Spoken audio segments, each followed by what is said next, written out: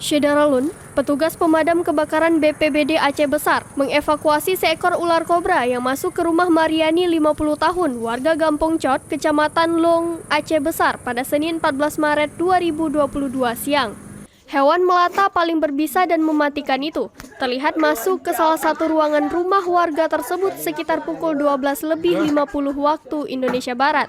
Kepala Pelaksana BPBD Aceh Besar, Ridwan Jamil SOS MSI, melalui petugas Pusdalops PB Maswani, mengatakan informasi keberadaan ular kobra di rumah Mariani itu diterima petugas sekitar pukul 13:08 waktu Indonesia Barat. Syedaralun berikut penjelasan Misran Asri, wartawan Serambi Indonesia di Banda Aceh dalam program Live Update Aceh pada Selasa 15 Maret 2022.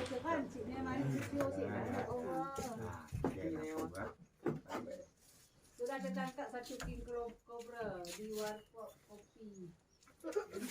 Pemadam kebakaran BPBD Aceh Besar Pos Long begitu mendapat informasi ada seekor ular di rumah Ibu Mariani tepatnya pada hari Senin 14 Maret 2022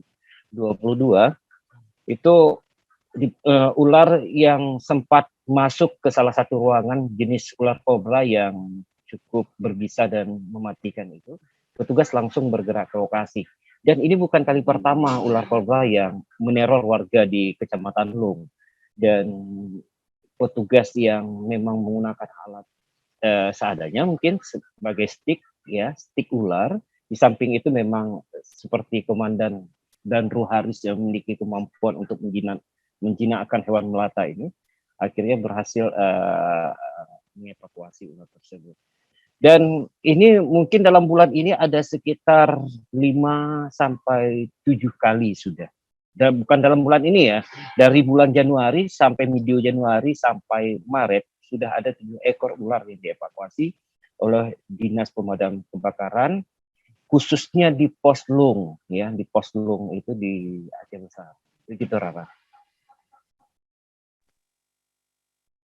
Apakah ular kobra tersebut sempat menyerang warga sekitar, saudara?